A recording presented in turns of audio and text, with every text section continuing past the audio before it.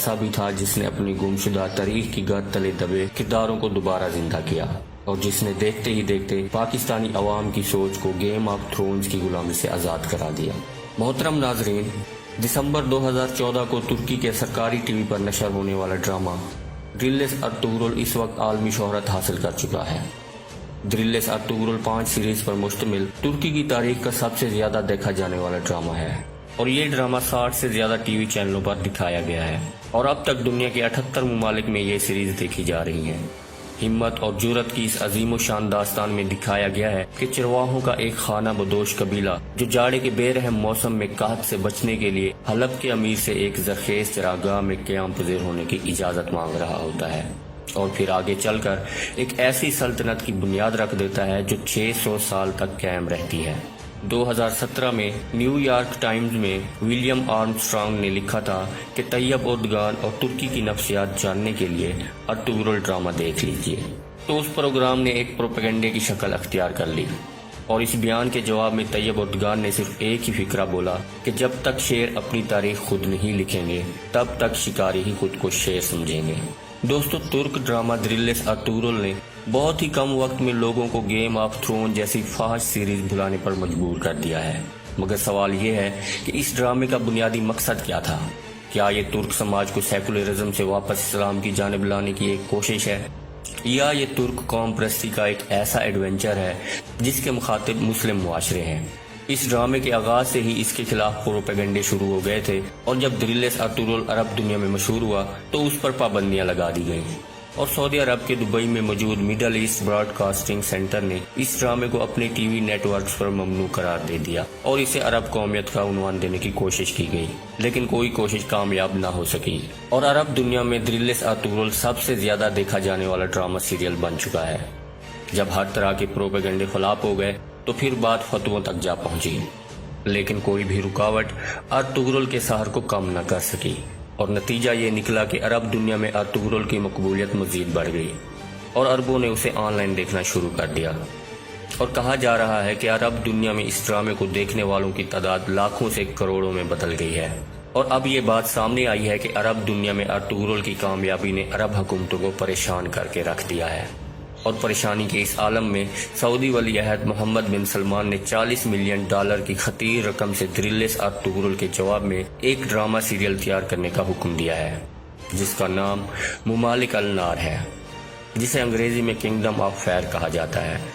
اس ڈرامے میں سلطنت عثمانیہ اور مصر کے درمیان جنگوں کا احوال ہے اور اس ڈرامہ میں سلطنت عثمانیہ کو ایک ولن کے طور پر پیش کیا گیا ہے۔ دوستو، اس ڈرامے میں سارا زور اس بات پر دیا گیا ہے کہ سلطنت عثمانیہ کو مسلمانوں کا نجات دہندہ بنا کر پیش کرنے کی کاوشوں کی نفی کی جائے اور یہ ثابت کیا جائے کہ سلطنت عثمانیہ کا زمانہ عربوں کے لیے ایک تاریک دور تھا۔ ممالک النار میں عثمانی ترکوں کو ظالم، سفاک، وحشی اور درندوں کے ناموں سے یاد کیا گیا ہے۔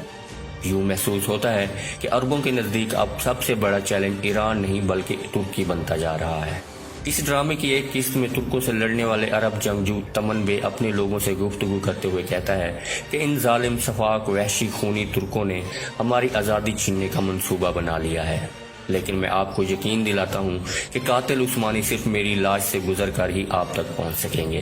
دوستو، لاس اینجلس ٹائمز سے گفتگو کرتے ہوئے ممالک النار کے متحدہ عرب امارات سے تعلق رکھنے والے پروڈیوسر یاسر حراب کا کہنا تھا کہ غیر معمولی جرائم کے باوجود اب سلطنت عثمانیہ کو اب اسلام کا محافظ بنا کر پیش کیا جا رہا ہے، لہٰذا اس کا اصل چہرہ لوگوں کے سامنے لانا ضروری ہے۔ دوستو، سلطنت عثمانیہ کو ختم ہوئے 1 صدی ہونے کو ہے اور اس دورانیے میں مسلمانوں کے ذہنوں سے سلطنت عثمانیہ کو پورے منظم طریقے سے ختم کیا گیا اور صرف کتابوں اور تحریروں سے سلطنت عثمانیہ کی یادداشت واپس لانا کوئی آسان کام نہ تھا۔ میڈیا کے اس دور میں مورخین اور محققین کو سالوں لگ جاتے، تب بھی وہ شاید لوگوں کو نہیں سمجھا پاتے، لیکن ڈرلیس ارطغرل نے سارا بیانیہ ہی بدل دیا۔ شعوری سطح پر ارطغرل نے سلطنت عثمانیہ کی بھولی داستان کو سلگتا ہوا خواب بنا دیا اور اب وہ مسلم معاشروں میں اپنی جڑیں مضبوط کر رہا ہے۔ دوستو، آپ کو معلوم ہوگا کہ ہر طرف ڈرلیس ارطغرل کی دھوم مچی ہوئی ہے اور خود پاکستان کے وزیر اعظم عمران خان نے پی ٹی وی سے ارطغرل دکھانے کا اعلان کر دیا تھا، جو کہ 1 رمضان سے ڈرلیس ارطغرل باقاعدہ اردو زبان میں پی ٹی وی پر نشر کیا گیا۔ دوستو، یہاں پر آپ کو یہ بھی بتاتے چلیں کہ فلموں اور ڈراموں کے ذریعے ذہن سازی میں امریکہ ایک کامیاب تجربہ رکھتا ہے سوویت یونین کے خلاف سرد جنگ کے زمانے میں ایسی فلمیں آئیں کہ امریکہ کی انسان دوستی پر رشک آتا تھا اور سوویت یونین کے مظالم سے گھن آتی تھی۔ اب سوال یہ پیدا ہوتا ہے کہ کیا ارطغرل بھی ترکی کا ایک ایسا پروجیکٹ ہے؟ اس ایک ڈرامے نے مسلمان معاشروں پر جو اثرات مرتب کیے ہیں وہ ترک حکومت کی سفارتکاری کئی صدیوں کی محنت کے باوجود یہ نتائج حاصل نہ کر پاتی۔ دوستو، ارطغرل میں بنیادی وابستگی دین اسلام سے ہی ہے اور ساتھ ساتھ ترک روایات کی جھلک بھی موجود ہے۔ دوستو، عربوں کے بنائے ڈرامے ممالک النار کی طرح یہ کسی دوسری مسلم قومیت کے رد عمل میں تیار کیا گیا ڈرامہ بالکل نہیں ہے۔ اس ڈرامے میں شیخ ابن العربی جیسے عظیم ہستی کو دکھایا گیا ہے جن کی ایک ایک بات دل کی گہرائیوں تک پہنچتی ہے اور روح کو چھو جاتی ہے۔ اس میں دکھایا گیا ہے کہ آپس میں الجھتے دو ترک جنگجو حدیث مبارکہ سنتے ہی کیسے ایک دوسرے کے ہاتھ کو بوسہ دیتے ہیں، یا شدید غصے میں الجھتے سردار قرآن پاک کی آیت سنتے ہی اپنے داووں سے سر جھکا کر پیچھے ہٹ جاتے ہیں۔ تو یہ ایک ایسا احساس ہے کہ ہاں، اللہ تعالیٰ نے ہمیں جو حکم دیا ہے ہم ترک اسے بڑے فخر سے بجا لاتے ہیں۔ اس ڈرامے کی سب سے خوبصورت بات یہ ہے کہ ترک جب بھی حضرت محمد صلی اللہ علیہ وآلہ وسلم کا نام لیتے ہیں تو احتراماً سر جھکا کر دل پر ہاتھ رکھ لیتے ہیں۔ دوستو، یہ محض ترکوں کا ڈرامہ نہیں بلکہ یہ مسلمانوں کا ڈرامہ ہے۔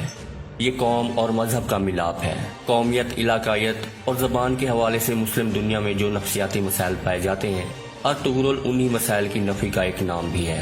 اسلام میں کسی عربی کو اجمی پر اور کسی اجمی کو عربی پر کوئی برتری حاصل نہیں ہے۔ برتری اور فضیلت کا معیار تقویٰ ہے۔ مسلم امت سے جو خود کو اہل ثابت کرے گا، قیادت اسی کی طرف جائے گی۔ یوں قیادت کا تعین اہلیت کی بنیاد پر ہوگا، قومیت کی بنیاد پر نہیں۔ دوستو، اس ڈرامے نے سلطنت عثمانیہ کے بارے میں لوگوں کے سوچنے کے انداز بدل دیے ہیں۔ ہر ڈرامہ اپنے دیکھنے والوں پر کچھ اثرات چھوڑتا ہے۔ ارطغرل کے 5 سیزن میں 1 صدی کی مسافت کو دکھایا گیا ہے اور یہ ڈرامہ آدمی کو 100 سال قبل ختم ہو جانے والی سلطنت عثمانیہ سے جوڑ دیتا ہے۔ دریلس ارطغرل کے جواب میں ممالک النار کا بجٹ اگر $40 ملین ہے تو گویا یہ ہمیں یہ بتا رہا ہے کہ مشرق وسطیٰ کی سیاست میں ارطغرل نے کیا غیر معمولی اثرات مرتب کیے ہیں اور اسے کتنا بڑا چیلنج سمجھا جا رہا ہے۔ اور اب یہ بات بھی واضح ہو گئی ہے کہ ممالک النار ڈرامے کو بنانے کے پیچھے کیا مقصد ہے۔ اس ڈرامے کو بنانے والے یہی لوگ ہیں جو صدیوں سے خلافت کے نام سے کامتے آئے ہیں اور آج بھی انہیں ڈر ہے کہ کہیں دوبارہ خلافت قائم نہ ہو جائے، جو کہ انشاءاللہ ہو کر رہے گی۔ دوستو، ویڈیو پسند آنے کی صورت میں ویڈیو کو لائک کرنا نہ بھولیں اور اپنے دوستوں کے ساتھ واٹس ایپ، فیس بک اور سوشل میڈیا پر زیادہ سے زیادہ شیئر کریں، اس دعا کے ساتھ کہ اللہ تعالی ہم سب کا حامی و ناصر ہو۔ ملتے ہیں ایک نئی ویڈیو میں، تب تک کے لیے اللہ نگہبان۔